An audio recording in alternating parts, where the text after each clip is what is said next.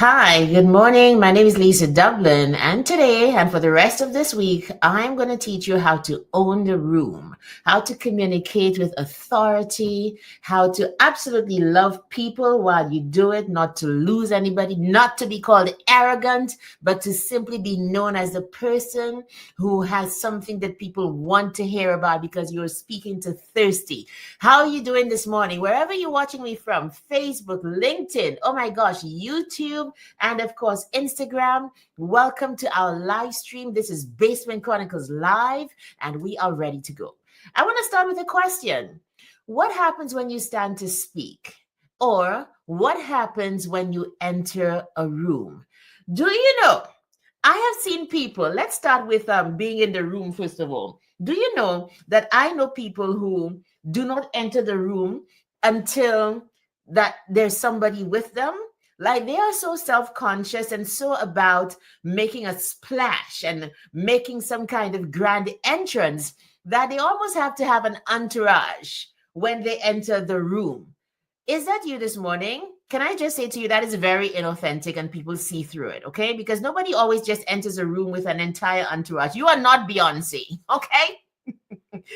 And it says something about how such people approach human interaction and being on stage. You know, I actually have a program that I run called All the World's a Stage. And it's actually for, the very media facing professionals. I coach them with their speaking engagements. We go through it. We go through exactly what is it you want to say and how do you want to say it. We practice. Hey, Rhonda, good morning to you. Welcome to the show this morning. So, we deal with those things and we recognize that how you enter a room, and that's the first part of our presentation this morning, how you enter the room, it says something about what you think of human interaction. Is it just for you to be on stage, for you to be seen, or with every interaction, with any communication engagement, are you looking to meet more people, to learn from people, to either inform, persuade, entertain, or educate them?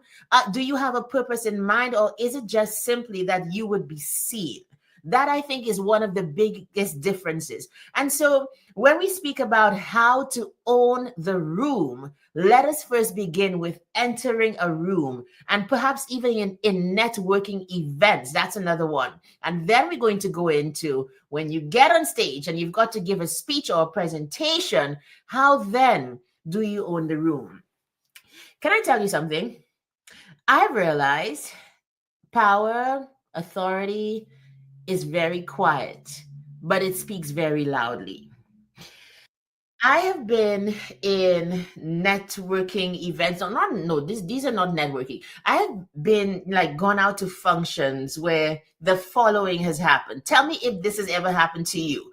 I pray that you have not been one of those who is in the situation that I'm speaking about, just the observer, because I've just been the observer, right? Because I speak a lot, I'm coaching all week. Then I do a live Wednesday, Thursday, Friday. Like when I go into social events, I am very quiet. I love to observe because I know I love to speak anyway. It's going to come out at some point. So let me get to know everybody before I open my mouth or, whatever.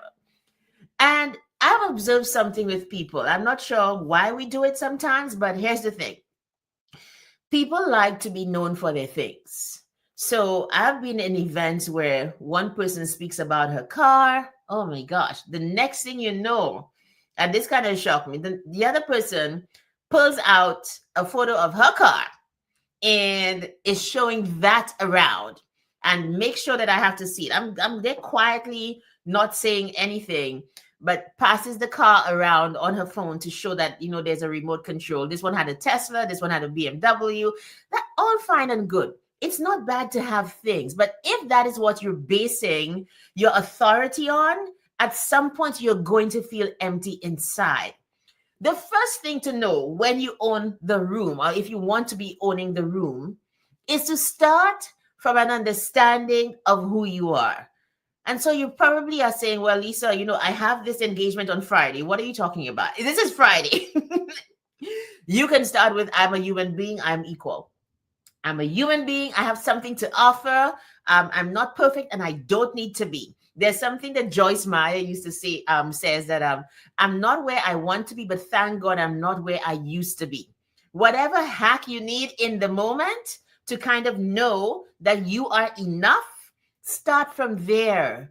And I feel like authority, that sense of being okay, that sense of nothing missing, nothing broken, that is the first step, even before you step into the room, that you are supposed to know, my goodness, I am enough. And you know what happens? I've I've realized the thinking and the confidence in I am enough, it is like a magnet. It is in the same way that fear is a magnet and people sense it. You know how they say that if you meet a dog senses fear and it's attracted to fear. I think we are also attracted to confidence that kind of way. So if you come, the one way to own the room is to understand that I am enough. And you enter from that understanding and it attracts, it sends out a certain energy that you get back in people deferring to you and people wanting to know who you are. I have seen situations where people are so confident in a room that people just ultimately and just automatically assume that they are the owners or the managers when they are not. It's just simply what is coming from them is that sense of energy. Oh my goodness, that I'm enough. And people sense it and people are drawn to it. So that is the underlying. So I'm starting deep as I usually do. And then we are going to layer it with the very practical things. And the other thing that I want to say about owning the room and about starting with a sense of self-confidence is this. Practice this daily. Practice this daily. Hey, Harriet, how are you? Good morning to you. Blessed love. Barbados is in the house, and Barbados recently celebrated independence, right, Harriet? So happy independence to you. You know, I follow Mia Motley. I do, I really like this lady. So, you guys, practice every single day your self confidence. Practice, like one thing I do with my kids, and I used to come on here and do it. I probably should start again. On the way down to drop my last son at school. I used to do it when all three of them were in public school. Can you guys hear me okay? Everybody can hear me okay?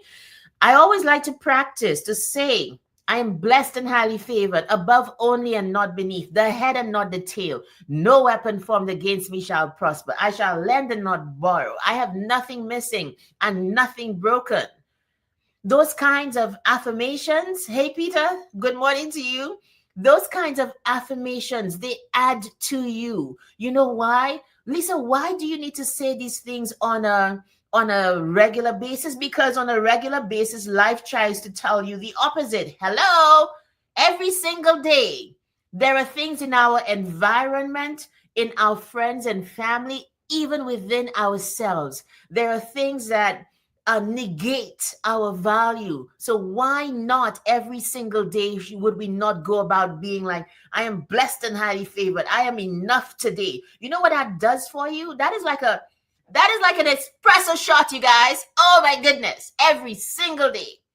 And so if you are already in that mindset of I am enough, that I can do what I have to do today, that, okay, in the sense of going into a room, I don't have to make a grand entrance. I am enough. I don't have to be celebrated and people don't have to call out to me when I enter the room. I'm going to go meet people and be human. That's my new kind of tagline. Go and be human.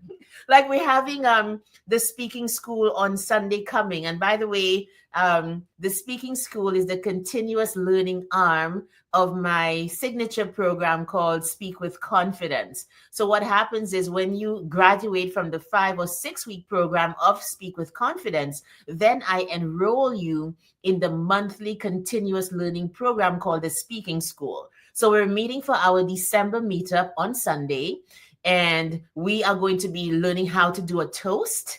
And one of the graduates is going to give a presentation. We're going to meet and mingle. And, one of the graduates said that Speak with Confidence has a lot of cultural currency. And I so agree. the kinds of people we have in there. We have from CEOs, managers, lawyers, diplomats, teachers, stay-at-home moms, consultants, the works. Everybody's in there from all across the Caribbean, Canada, the US. We've had as far as Australia as well, and they all meet at different points. So the speaking school is that meeting place. So if you're interested, you can go to lisamdublin.com, and if you just click on the speaking tab, you can literally sign up to be on the wait list, because I've extended an invitation to anybody who is wanting to join the speaking school, the Speak with Confidence program. It will be in April of next year. I've extended that invitation to them to attend the speaking school on Sunday and see what it's about. See the vibe that we've created. It's like people are doing great things. The latest thing is that one of my students just did a webinar for the first time, baptism by fire, but that confidence muscle has gone up like 10% because she dared to do that. So these are kinds of the things that you learn. So the new thing that I'm saying to everybody, even in the Speak with Confidence program, and I'm saying here today as one of the ways to own the room, be human. You don't have to enter a room and be recognized for you to feel worthy and for you to feel valuable. You have to enter valuable, and then people will recognize it on you. See how that works? So you start with knowing you are enough. And now, when you do get into the room, what happens, right? So what does a commanding presence look like? Oh my goodness, you guys. The other reason for wearing the turtleneck this morning was it's very cold here. But it also gives presence. Okay? Like, of course, you don't have to wear a turtleneck. That's not what I'm saying. Throw your shoulders back. You look in front of you. You straighten your back. And you face the world. You can always tell when people are confident or not. Here are some of the signs. Are you ready? Like, you guys remember when a lot of these rap stars and so on went up to receive their Grammys and they were chewing gum? It wasn't just cool. Chewing gum in those kinds of settings is bad manners, if you ask me. It's also a way to kind of calm your nerves, but it's not a very polished way to do that. So you don't do that. So I'm just showing you like the behind the scenes, right? That's why people do those things. They think it looks cool, and they think that it looks like, I'm just like everybody else. But it actually, for those people like me who know better and who are in the business of teaching speaking, while you're doing it, that they do not have strategies for dealing with the nerves and dealing with the nervousness. And that's a lot of what I teach and Speak with Confidence and in the speaking school, and even with my private clients, about communication, how to deal with the nerves. Listen, at a certain point, you cannot get past the nerves if you don't go through. You've got to go through. You remember the first time or the first couple of times you got behind the wheel of the steering wheel when you were learning to drive, and you were sweating, you were nervous, etc. Many years later, are you that same way? I hope not, because you had to start the process and go through for you to now be comfortable with it. Speaking works the same way. Practicing presence and owning the room, it also works the same way. So you want to have that, you want to stand tall, you want to make eye contact when you enter the room. Make eye contact with whoever might be looking at you. I always say one of my little hacks is a smile is a weapon of mass communication. Okay? I read something yesterday about a smile. Some people don't have a smile, so give them one by smiling at them. A smile is a weapon of mass communication. Use it. Most times you'd have to be really screw face and beast face not to smile back at somebody who's smiling at you. I'm not talking about the fake smile where you just, and then as soon as the person smiles, your face just drops. No, we're not talking about that. We're talking about entering the room. I am human. I'm going to meet other human beings. Here I am. I'm going to give a smile.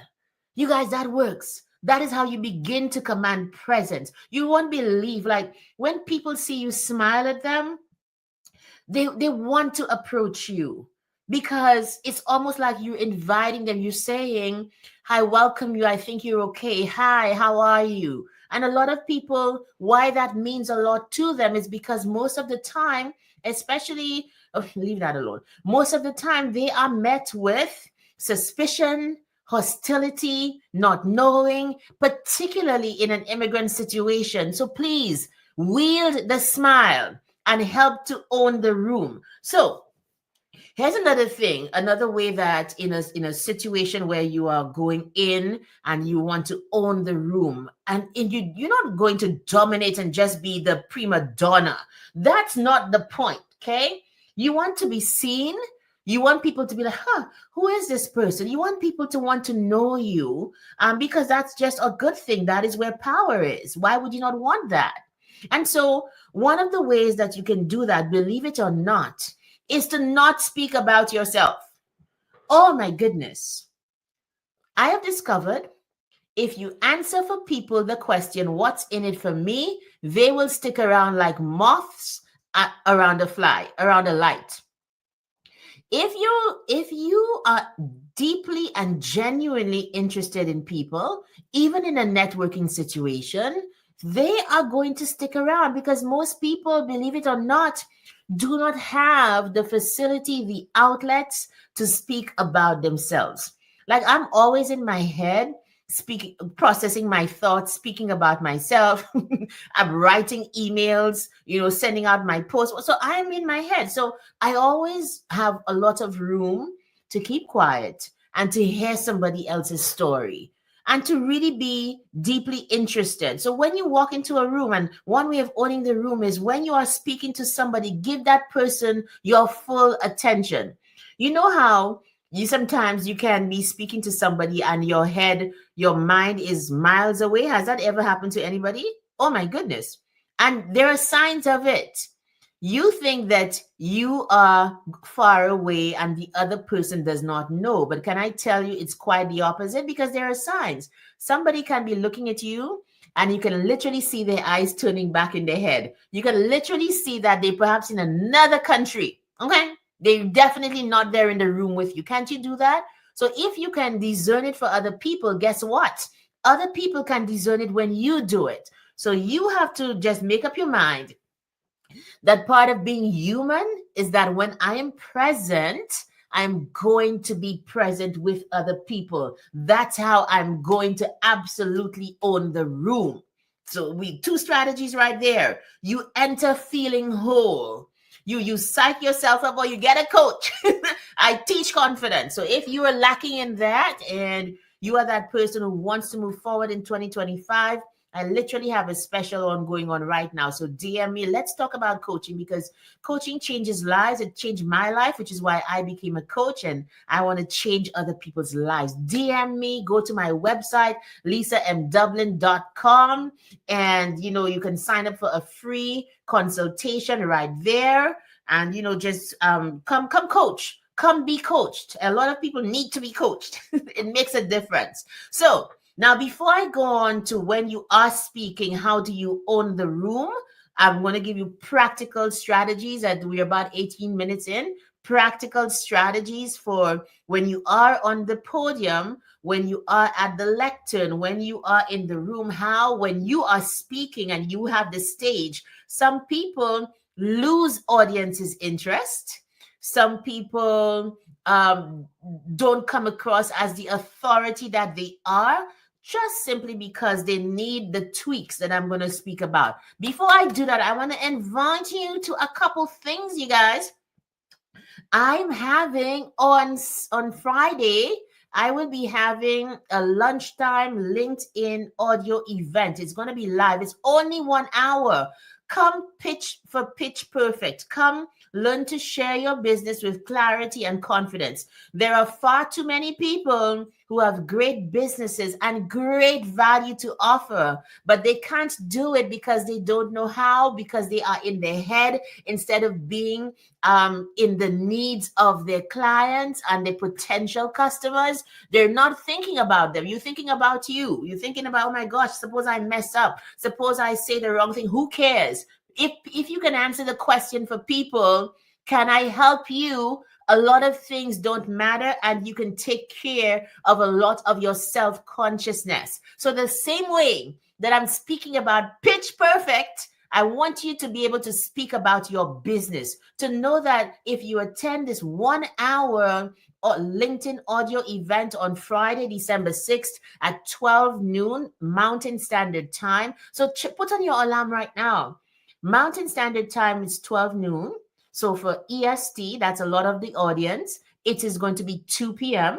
If you are in my dear sunny Caribbean, that will be 3 p.m. So please put it in your calendar, or you can go and accept the invite on my LinkedIn page, and make sure you turn up on Friday at 12 noon or whatever time zone you are in. But it's going to be very valuable.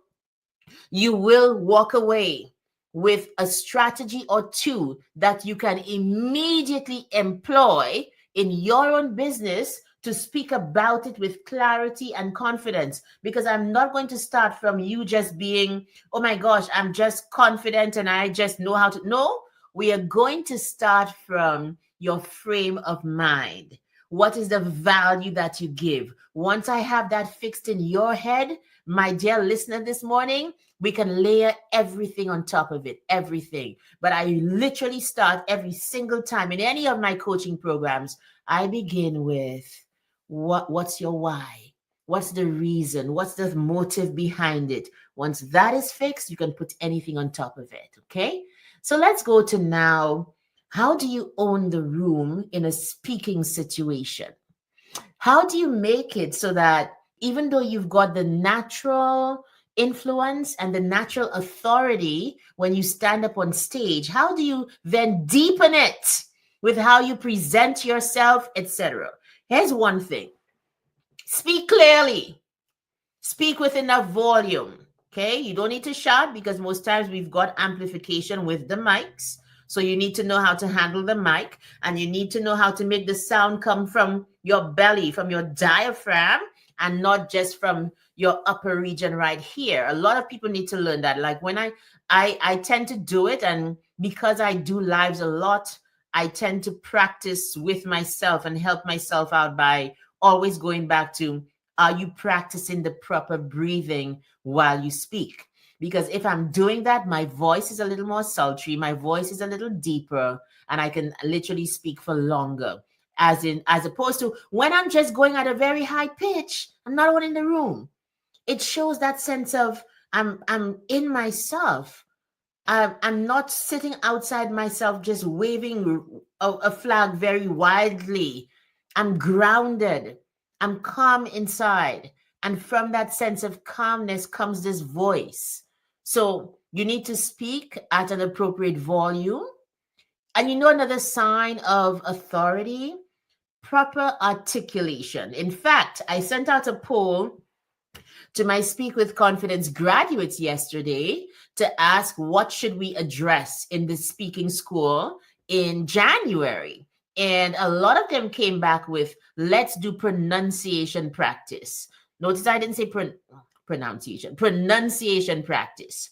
And so it means if you don't know and understand and accept that, hey, I'm articulating and pronouncing properly, then you're going to mumble because you're not confident with it. Now, there are some people who are unconscious and they don't know and they don't care. You are not going to be one of those people.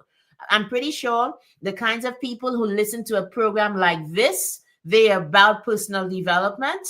They're about getting better. So it means you have a certain sense of what your strengths and your weaknesses are. And that might be in one sense boosting you and in another sense keeping you back. So it makes sense to get help for the areas in speaking where you think you need help. And so my students have identified this and it makes sense. So we're going to just do it in January. Our speaking school session will be about pronunciation practice. And of course, we're going to have another graduate present this time on her travel. She's traveling the world. Like, these are the kinds of people who come through Speak with Confidence. This one she's in Thailand. No, she was in Japan yesterday. Then she's in Thailand, and she's going to present on like being that single Black woman traveling the world. What's it like for her? So it's going to be just lit. So you want to get into rooms like that. That is a room with a lot of cultural currency. So if you want to lisamdublin.com/SWC, and you can sign up to be on the wait list for next year, because the wait list is increasing every day. And so articulation, as I was saying, and proper volume when you speak, these are signs of authority. These are signs of you being able to just simply say that I'm in charge. I know what I'm doing. I know what I'm about. I'm not going to be beholden to my audience. No, I'm commanding this audience. I'm commanding the room, and I'm doing it in an appropriate fashion. Here's another little hack, and then we are going to end. Do you have any questions, by the way? Do you have any questions about owning the room, about speaking with confidence? That is what we'll be speaking about for the entire week. So I encourage you to join me same time tomorrow.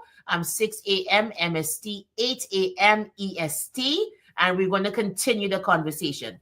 Here's another hack for you. When people tell stories when they speak, they are literally slowing things down to their pace. I have this thing that I teach clients about setting your own table. A speaking engagement can be looked at, and perhaps this is a feminine context, because now we've had two guys pass through Speak with Confidence. And when I taught that topic about how to look at your speech and to look at your speaking engagement, like setting the table, they're like, no, I think I want to look at it like being in my own den and decorating my own space. Guys, does that sound, Peter, does that sound more masculine? So I took setting the table, making your own meal, putting your own things in the speaking engagement to make it absolutely yours. And when you do that, you literally are taking and putting a stake in the whole authority equation and saying, this is mine. I'm confident enough to tell you my stories. I'm confident enough to present my perspective in my own way, still with the motive of either to inform, to persuade, to inspire, or to educate. These are the 4 reasons that people speak traditionally: to inform, to educate, to inspire, or to entertain. We all know people who fit into each of these categories. Most likely, if you are a professional, you will find yourself in either informing or persuading. That's where a lot of professionals find themselves. Most times when we do this and Speak with Confidence, most people find themselves there, okay? But we all enjoy the person who speaks and performs to entertain, not so? Yes, we do, because it lightens the mood, and it also means that you can employ entertainment elements into informing and persuading as well, and get a better result, right? And so when you tell stories, when you speak, it comes alive. As soon as I say, let me tell you a story about what just happened, didn't your ears perk up? Don't you want to know what the story is? I'm not sure that I have read, perhaps not read enough, I don't know, but I'm not sure anybody has been able to figure out why is it that stories work so well in any speaking situation. What is it in man that wants to know, to come to the end of a situation so much? I don't know. And in a sense, I don't care, because you know what? It works. Tell stories when you speak. When you do that, you are owning the room in a speaking situation. You are making the speaking situation yours and coloring it, no pun intended. You are coloring the speaking situation with your own essence and influence and way of seeing the world. I think this is a good place for us to stop today. So we're right at the mark. Don't forget a couple things, my people. Let me see. Okay, Pitch Perfect will be on Friday. Sorry, Pitch Perfect is going to be on Friday. It's a LinkedIn audio event. So you see, I'm all into speaking, all into coaching around speaking and sharing what I know about speaking. That's what it's about. So I would love you to put it in your phone and to join me on Friday at 12 noon MST for that 1 hour event where I promise that it's going to be valuable. And if you have a business or you know somebody who does, make sure to pass this on to them. Tell them, go follow me on LinkedIn, okay? Or send me a friend request or whatever. And then we can speak about on Friday how to speak about your business with clarity and confidence. Thank you, lovely people. I'll see you tomorrow. As this week, we're talking about communication skills and how to get better with how we speak and how we approach and interact with each other. Bye, everybody. See you tomorrow. Bye.